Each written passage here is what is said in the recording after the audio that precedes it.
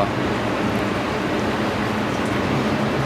Masyaallah, majelis mengalulukan kedatangan para asatidzah dan doa daripada Aceh. Alhamdulillah, sahlan jadi melana. Mudah-mudahan silaturahim ini dapat memberikan buah at-ta'awun 'ala birri wat taqwa insyaallah, wa mahabbah fillah, tajalus fillah, tajawur fillah,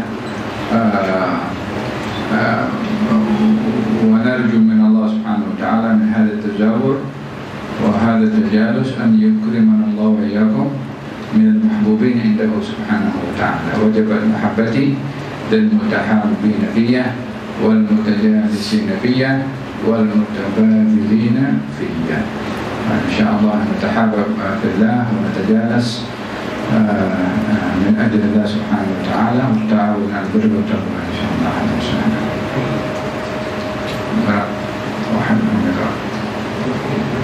بسم الله الرحمن الرحيم. كتاب الصواريخ المنهجية الذي سيد محمد بن باب من أهل الدروس رحمه الله تعالى قال: التأهب لقلوب شهر رمضان يستحب يتأكد أمر التأهب لقلوب شهر رمضان من كل مسلم، لأن ذلك من الفرح بالطاعة والعبادة، ويكون ذلك بالاستبشار لقلوب الشهر المبارك والاستعداد للتفرغ فيه للطاعة بالخلوص من شواغل الدنيا، ومن الاستعداد له الاستكثار من النيات الصالحة مثل تحصيل النظر من الله، وخصوصا في أول ليلة منه، فمن نظر الله إليه فيها لم يعذبه أبدا. الثاني حيادة المغفرة والرحمة والعتق من النار. الثالث المتابعة للنبي صلى الله عليه وآله وسلم في كل كان ما يعمله في رمضان. الرابع استشراف الحبيب بقدوم حبيبه، وقد كان عليه الصلاة والسلام يقول: اللهم بارك لنا في رجب وشعبان وبلغنا رمضان. وروي عن سيدنا علي كرم الله وجهه أنه كان لا يستشرف لهلال إلا لهلال رمضان، وكان إذا نظر إليه قال: اللهم أدخله علينا بالسلامة من الأسقام والفراغ من الأشغال، وردنا فيه باليسير من النوم وغير ذلك من النيات الصالحة. ومن فتح على نفسه باب نية حسنة فتح الله له 70 بابا من أبواب التوفيق. Nah, ada menyentuh tentang rasa gembira dengan isti'dad, dengan persiapan datangnya bulan Ramadan. Jadi hak Ramadan yang pertama adalah disikapi dengan rasa gembira. Rasa gembira ini bergantung dengan motifnya. Sebab apa gembira? Motifnya itu apa? Bila kegembiraan itu karena sebab yang baik, maka gembiranya menjadi baik. Bila gembiranya itu dengan sebab hal yang mungkar, gembiranya pun juga mungkar. Sama juga dengan rasa sedih.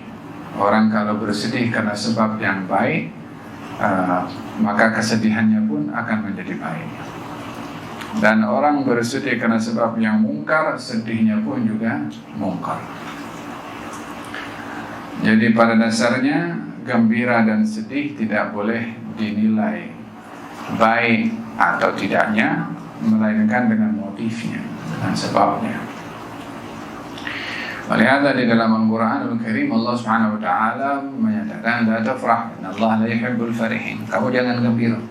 Allah tak suka kepada orang gembira. Bukan semua. Itu dituju kepada kisahnya Qarun ketika dia jalan dengan sombongnya. Maka diingatkan, kamu jangan gembira. Allah tak suka kepada orang gembira sebab motifnya sombong. Di dalam Al-Quranul Karim Allah Subhanahu wa taala menceritakan tentang golongan kaum munafiqin. Apa mereka punya sifat? Kalau orang-orang beriman itu menang dalam perang, kaum munafiqin sedih. Kalau orang-orang beriman kalah dalam perang, kaum munafikin gembira. Maka kegembiraan mereka dalam hari ini dengan kekalahan orang-orang beriman, gembiranya pun dicela. Gembiranya pun dicela oleh Allah Subhanahu wa taala. Fahimtum? Maka dengan demikian kegembiraan itu diukur dengan motifnya. Sama juga dengan rasa sedih. Apa itu? Wa yuhibbuna an yuhmadu bima lam ya'malu falan tahsabannahu bi mafasatin min al-'adab. Wa yafrahuna, mereka gembira dengan apa mereka tak buat. Rasa sedih pun sama juga. Nah, dalam hadis ketika seorang bertanya kepada Rasulullah, ma'alamatullah fi man yurid wa ma'alamatullah fi man la yurid. Apa tandanya orang itu disayang oleh Allah dan apa tandanya orang itu tak disayang oleh Allah. Kemudian disebutkan oleh Nabi SAW. Dia tanya kepada Nabi. Kata Nabi SAW, bagaimana keadaanmu wahai Zaid? Yang bertanya itu namanya Zaid. Maka Zaid menjawab, saya suka kepada kebaikan dan senang ketika berbuat baik. Suka kepada orang yang berbuat baik dan saya sedih bila terlepas peluang berbuat baik. Nah, rasa sedih ketika terlepas peluang berbuat kebaikan, rasa sedih itu pun dinilai sebagai satu kebaikan. Karena terlepas peluang untuk berbuat baik, dia sedih. Di dalam Al-Quranul Karim, Allah Subhanahu wa Ta'ala menceritakan tentang beberapa sahabat datang kepada Rasulullah, mengatakan, ya Rasulullah, bawa saya berperang bersama dengan kamu. Ini mereka sahabat ini miskin, duit tak ada, persenjataan tak ada, bekal tak ada, tapi tenaga ada. Dia datang kepada Rasulullah, katanya, bawa saya bersama dengan engkau. Maksudnya beri kepada saya bekal, senjata, keperluan-keperluan untuk nak melangsungkan jihad fisabilillah. Nabi menjawab, sebagaimana dalam Al-Quran, qul la ajidu ma ahmilukum alaih. Saya tak ada apa yang boleh saya beri kepada kamu untuk membawa kamu berperang. Yani saya pun tak ada apa yang boleh saya berikan. Bermakna mereka tak boleh ikut karena tidak ada bekalan yang cukup. Maka mereka kembali ke rumah masing-masing, sementara mata mereka meneteskan air mata. Sedih dalam hal ini. Apa sebabnya sedih? Tidak dapat join dalam berperang, dalam berjihad bersama dengan Rasulullah. Kesedihan mereka ini karena tidak dapat melakukan perkara yang baik direkod oleh Allah dalam Al-Quran Al-Karim. Dan dengan demikian, gembira dan sedih itu diukur pada motifnya.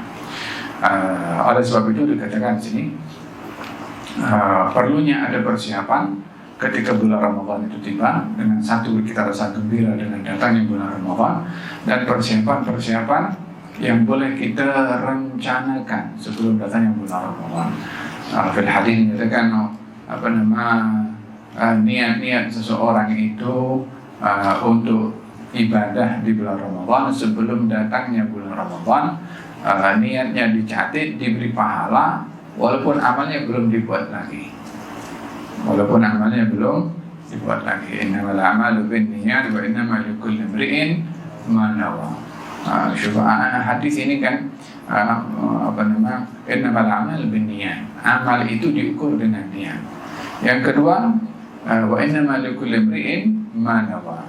Seseorang itu akan diukur dengan niatnya. Jadi ayat pertama itu berbicara tentang niat, tentang perbuatan, tentang amal. Bahagian yang kedua berbicara tentang orang yang ingin beramal. Apa bedanya pada ayat tersebut? Innamal a'malu binniyat kemudian wa innamal likulli imri'in ma nawa. Sentence yang pertama, potongan kalimat yang pertama Nabi menyebutkan bahwasanya amal apa saja itu akan dinilai oleh Allah akan niatnya. Tak kira dia amal mubah atau amal taat ataupun apa saja amalnya. Bahkan terhadap perbuatan yang haram pun juga, ketika seseorang itu melakukannya dan niatnya itu dibenarkan oleh syara untuk melakukannya, maka dalam hal ini perbuatan yang nampaknya mungkar tapi karena niatnya dia tidak dikatakan sebagai mungkar. Walaupun ini tidak boleh dibuka open lebar sangat, macam saya nak rompak, masalah pun nak dapat duit nak bagi sedekah kepada orang, ini tak sedekah, bukan macam itu caranya. Kalau Sayyidina Ammar bin Yasir ketika ditekan untuk mengucapkan nama-nama berhala, ya kan, kemudian dia pun terucap nama-nama berhala itu, dan ketika beritahu kepada Rasulullah, Nabi bertanya, apa niat kamu, apa isi hati kamu ketika kamu menyebutkan nama-nama berhala itu? Nah, kata dia mengatakan, saya tetap beriman kepada Allah. Maka kata Nabi, kalau terjadi seperti ini lagi kepada kamu, kamu tidak mengapa melakukannya sekali lagi. Yang dalam kondisi ditekan, dalam kondisi dipaksa, dalam kondisi nyawa terancam. Dan turun firman Allah Subhanahu wa taala yang membenarkan sikap Ammar bin Yasir ketika mengucapkan kata-kata dengan lisannya nama berhala, wa qalbuhu mutmainnun bil iman, namun hatinya kekal kuat dalam keimanan. Perkara yang kedua adalah apa bezanya ayat mengatakan bahwasanya amal itu dinilai dengan niat, ya kan? Ada kalanya orang ini Ammar bin Yasir nampak amalnya itu jelas mungkar zahirnya, ya, tapi hatinya tidak. Ada kalanya orang berbuat nampaknya amal itu ibadah, tapi tidak dinilai sebagai satu ibadah, seperti orang beribadah dengan ibadah yang riya, ya kan? Bukankah dalam Al-Quran Allah berfirman, وَاتْلُ عَلَيْهِمْ نَبَأَ ابْنَيْ آدَمَ إِذْ قَرَّبَا قُرْبَانًا فَتُقُبِّلَ مِنْ أَحَدِهِمَا وَلَمْ يُتَقَبَّلْ مِنَ الْآخَرِ. Satu beribadah, dua bersedekah, Qabil dan Habil bersedekah, tapi satu diterima, yang satu tidak, yang satu niatnya tidak baik. Dan dengan demikian amal perbuatan ibadah itu atau amal apa saja yang diukur adalah niatnya. Orang makan hukumnya khususnya yuba'u bistiwa'i al-fa'il wa tarki ala as-sawa'i, lakin idza nawa li aklihi al-quwa li ta'atillahi lahu ma qad nawa. Hatta perbuatan yang harus pun juga kalau niatnya baik maka akan dinilai oleh Allah Subhanahu wa taala perbuatan yang harus sebagai satu ibadah. Oleh sebab itu dikatakan ini fungsinya niat tamyizul 'adah 'anil ibadah, membezakan mana yang ibadah, mana yang adat. Itu fungsinya niat. Adat kebiasaan, makan kebiasaan, biasa minum, biasa bangun rumah, biasa, ya kan? Apa yang membezakan orang bangun rumah dengan orang bangun tanpa niat dengan orang bangun rumah? Saya bangun rumah, jalankan tugas saya sebagai seorang ketua keluarga, untuk diri saya, untuk keluarga saya, untuk terima tetamu, untuk buat majelis. Niatnya berbeza, ya kan? Maka dengan demikian kebiasaan pun juga akan bertukar menjadi ibadah dengan niat. Adapun bahagian yang kedua pada kata-kata pada sabda Nabi sallallahu alaihi wasallam, fadhal satu unsur, fadhal. طبعا عند جروب أستاذ حتى باقي سلطة جروب أنت سلطة تفضل. سلام يا الله، أهلا وسهلا سلطة في محرم. Pada bahagian yang kedua Nabi ketika menyebutkan wa innama likulli imri'in ma nawa, likulli imri'in ma nawa, yakni orangnya niat tapi mungkin tidak beramal, tetap dia akan dicatat sebagai orang yang beramal. Jadi kalau ayat yang pertama beritahu tentang amal itu apa saja amal akan dilihat pada niatnya. Yang kedua, tapi amalnya ada.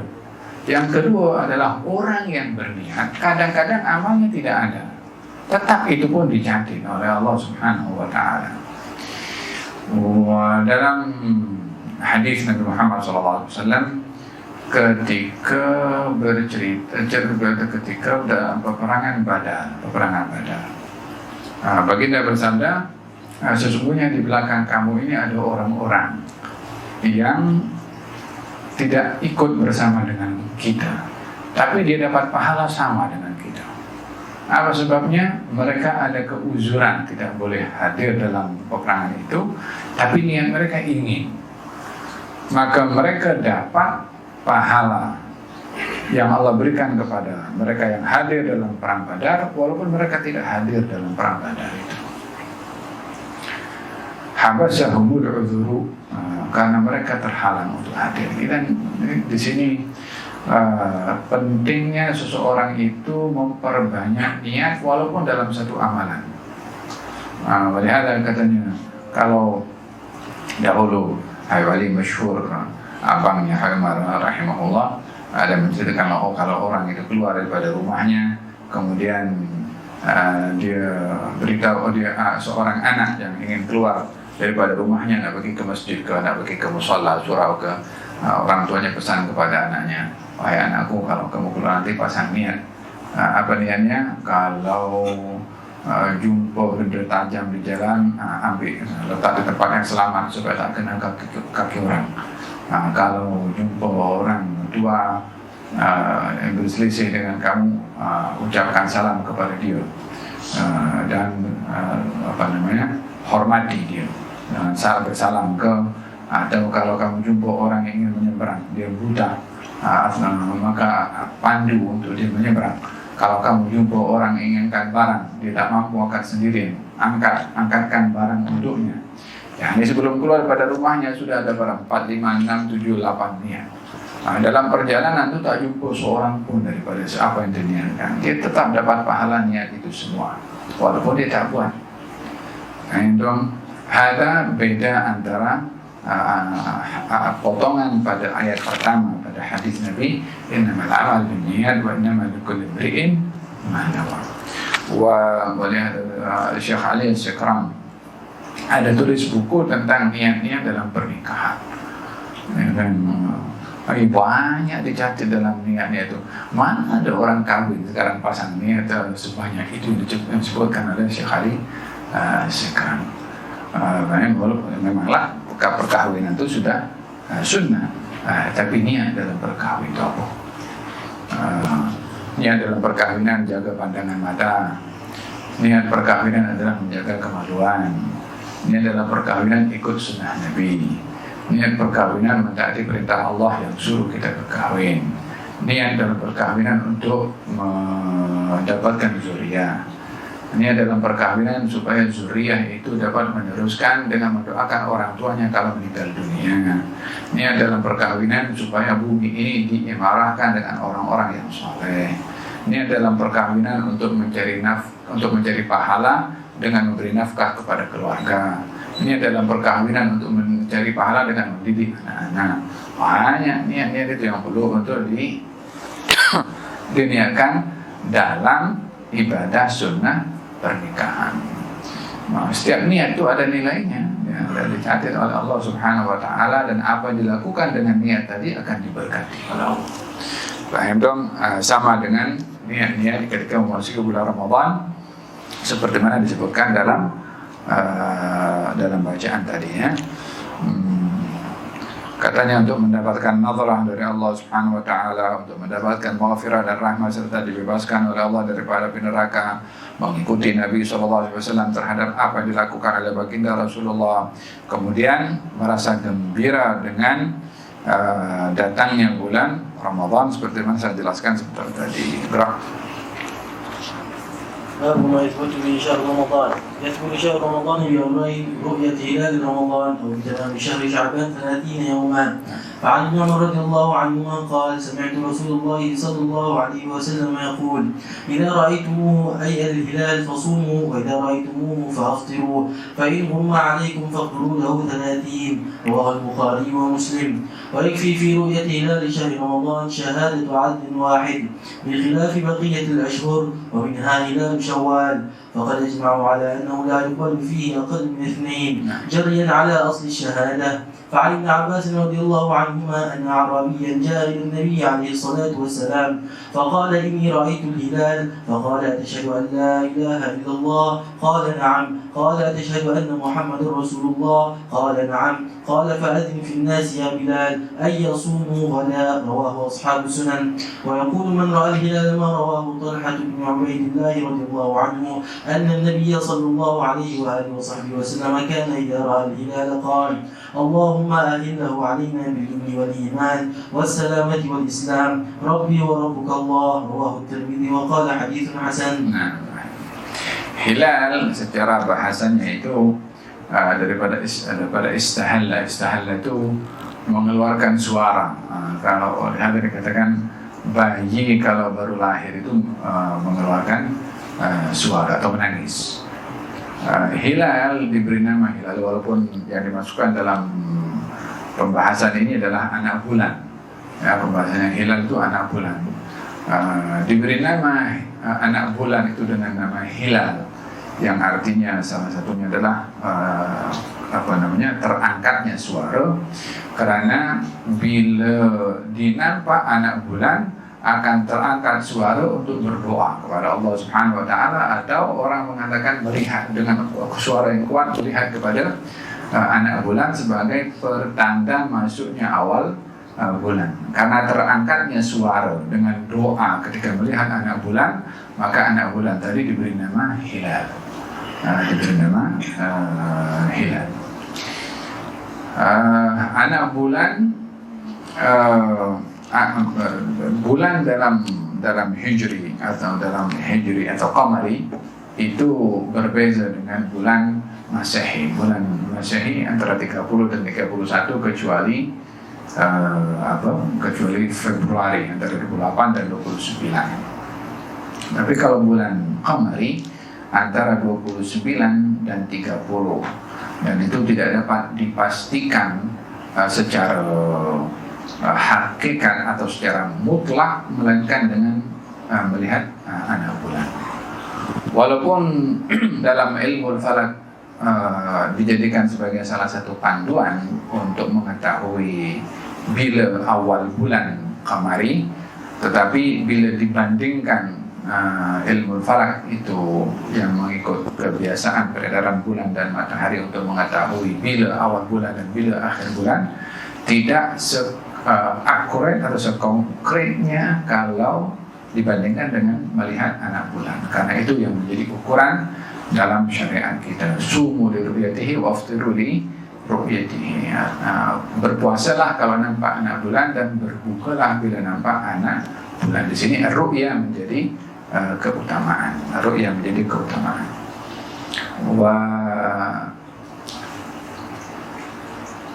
Kalau kita melihat di dalam Al-Quranul Karim, Allah Subhanahu wa taala ada menyebutkan tentang kisah Ashabul Kahfi. Ashabul Kahfi, katanya Ashabul Kahfi itu berada di dalam gua 300 tambah 9. 300 tambah 9. Kenapa tidak dikatakan 309? 300 wasdadu 9 tambah 9. Katanya tambah 9 ini kalau dibezakan antara tarikh qamari, ikut anak bulan dan juga atau ikut matahari. Kalau mengikut matahari atau Masehi itu 300 tahun. Kalau ikut qamari 309 tahun. Sebabnya 1 tahun itu beza antara Masehi dengan qamari lebih kurang 11 hari. Dalam 1 tahun beza hari. Maknanya yang qamari 29 dan 30, sementara yang Masehi 30 dan 31. Jadi bezanya 11 hari. Jadi kalau 11 hari dalam 1 tahun beza qamari dengan Masehi, kalau 100 tahun itu lebih kurang dihimpunkan jadi 3 tahun. Kalau 300 tahun 9 tahun. Maka dikatakan di sini 300 tambah 9, merujuk kepada 2 rujukan kalender, Masehi dan juga qamari. Tayyib. Ada berkenaan dengan hilal. Idza ra'aitumuhu, yakni melihat hilal. Wasumu berpuasalah ketika melihat hilal dan berbukalah ketika melihat hilal. Maksudnya berbuka di sini masuk hari raya Idul Fitri. Dibezakan orang kalau melihat hilal Ramadan, kalau satu orang pun juga boleh dijadikan sebagai dalil atau dijadikan sebagai syahid untuk semua orang berpuasa.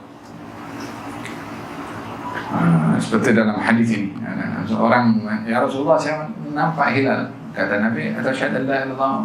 Katanya, aku bersaksi tidak ada Tuhan selain Allah. Asyhadu anna Muhammad Rasulullah. Aku bersaksi Muhammad Rasulullah. Maka Nabi perintahkan kepada semua orang untuk berpuasa. Di sini kita mengambil beberapa hukum. Yang pertama, Nabi mengambil dalil atau saksi satu orang, hanya seorang. Maka diambil pendapat oleh Imam Syafi'i dan juga Imam Ahmad, boleh dijadikan sebagai rujukan hukum dengan satu orang saksi untuk mensabitkan hilal Ramadan. Untuk hilal Ramadan, yakni untuk masuknya Ramadan. Tapi tak boleh selain hilal Ramadan, tak boleh, kena mesti lebih 2 saksi atau lebih. Untuk membuktikan Ramadan sudah habis, kena mesti 2 saksi. Kena mesti 2 saksi. Hanya khusus untuk Ramadan, karena ingin menghormati dan juga menggalakkan orang untuk berpuasa, maka cukup dengan 1 saksi sahaja. Yang kedua, ditanya oleh Nabi, kamu bersaksi tidak Tuhan selain Allah dan Muhammad Rasulullah, sebagai isyarat bahwasanya saksi itu mesti muslim, dan juga saksi itu mesti adil. Adil di sini tidak dikenali dengan seorang yang pendusta, dan dia orang yang menjaga hak-hak Allah Subhanahu wa taala, baik pada perintahnya untuk dilakukan dan larangannya untuk ditinggalkan, dan mesti laki-laki.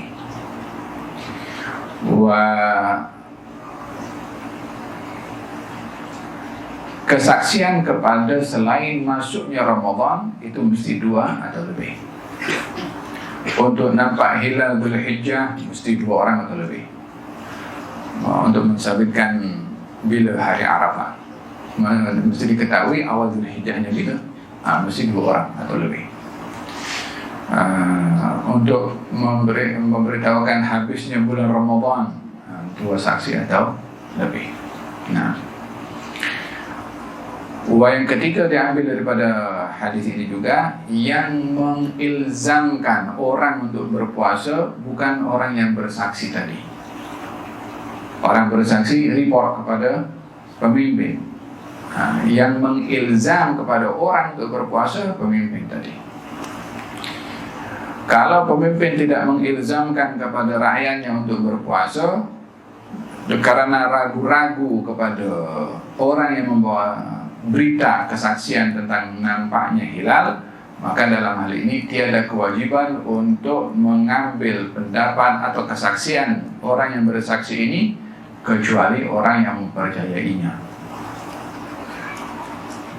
Kalau tidak, orang ragu, maka tidak wajib untuk berpuasa dengan kesaksian orang itu. Tapi kalau hakim mengatakan wajib berpuasa, orang lain percaya ke tak percaya dengan saksi itu, dia kena puasa. Apa sebabnya? Hakim sudah menentukan untuk berpuasa. Di sini peranan hakim penting. Kalau kita di Malaysia adalah daripada Majelis Agama Islam. Mereka yang berhak untuk memberikan otoritas, memberikan arahan kepada kaum muslimin untuk berpuasa walaupun mereka tidak nampak hilal. Kaum muslimin tidak nampak hilal, karena hakim yang bertanggung jawab untuk menerima kesaksian pihak-pihak tertentu atau menolaknya. Kalau hakimnya beza macam mana? Macam kita dengan Singapura. Contoh ya. Ada perbezaan ulama mengenai ikhtilaful matali' dan juga ikhtilaful hukam. Matali' ini tempat naik dan terbenamnya matahari. Bila wilayah itu tempat terbit dan terbenamnya sama, tetapi hakimnya beza, maka di sini ada dua pendapat. Yang pertama mengatakan bergantung kepada hakimnya. Beza hakim, maka terpulang kepada masing-masing hakim untuk menentukan bila puasa dan bila raya. Kita pun baru-baru ini ada beza dengan Singapura. Kita raya dulu, raya mengejut. Singapura kekal pada hari esoknya. Kita ambil 29, mereka ambil 30. Walaupun Singapura dengan Malaysia lebih kurang sama, lebih berpegang kepada ikhtilafu al-hukam. Pendapat yang kedua mengatakan kalau nafsul mutlaq sama tempat terbit dan terbenamnya, kena ikut sama juga disebabkan tak mungkin ada beza satu wilayah. Kalau tempat terbit dan terbenamnya sama, maka tidak mungkin ada perbezaan dalam ru'yah itu sendiri. Dan yang kedua merujuk kepada zaman dahulu, zaman pemerintahan Islam, itu kekuasaan wilayah yang dikuasai oleh orang Islam itu sangat luas. Walaupun hakimnya satu, Amirul Mukmininnya satu. Baik itu zaman Sayyidina Umar bin Khattab contohnya, dengan perluasan wilayah itu kan, hakimnya satu, tapi wilayah-wilayah yang dikuasai berbeza matalik, tempat terbit dan terbenamnya beza. Ini dalil yang menjadi sandaran kepada ulama mana yang lebih diutamakan. Adakah al-i'timad kepada kepada wahdatul matali' atau wahdatul hukam? Dua-dua ada sandaran yang tersendiri. Kan di zaman ketika pernah berlaku hadis yang masyhur, hadis Ibnu Rawahah, ada disebutkan, diriwayatkan oleh Imam Ahmad bin Hanbal, tentang hadis Quraisy yang datang daripada Syam sampai ke Mekah. Saya ingat didapati orang Mekah masih berpuasa, sementara orang di Syam sepatutnya sudah berhari raya. Kata Sayyidina Abdullah bin Abbas, kamu nampak anak bulan ke? Dan nampak anak bulan. Bila kamu nampak anak bulan? Kan malam Jumat. Kamu sendiri nampak? Katanya, ya, kami sendiri yang nampak. Kata Abdullah bin Abbas, kami melihat anak bulan di sini hari Jumat malam Sabtu. Di Syam hari Khamis malam Jumat. Jadi orang-orang Syam berpuasa pada hari Jumat, orang-orang Mekah berpuasa pada hari Sabtu. Sama-sama melihat anak bulan pada hari yang berbeza. Dan anak bulan itu pada hari pertama, kedua, dan ketiga itu nampak hampir sama. Ya, mungkin orang tak ternampak hari pertama, nampak pada hari yang kedua masih dikatakan hilang anak bulan. Jadi orang-orang Syam sudah berhari raya, orang-orang Mekah masih berpuasa. Ini ikhtilaful matalik, perbezaan tempat terbit dan terbenamnya, dan masing-masing mengikut wilayahnya dan menjadi ukuran pada wilayah tersebut. Wallahu ta'ala a'lam bishawab.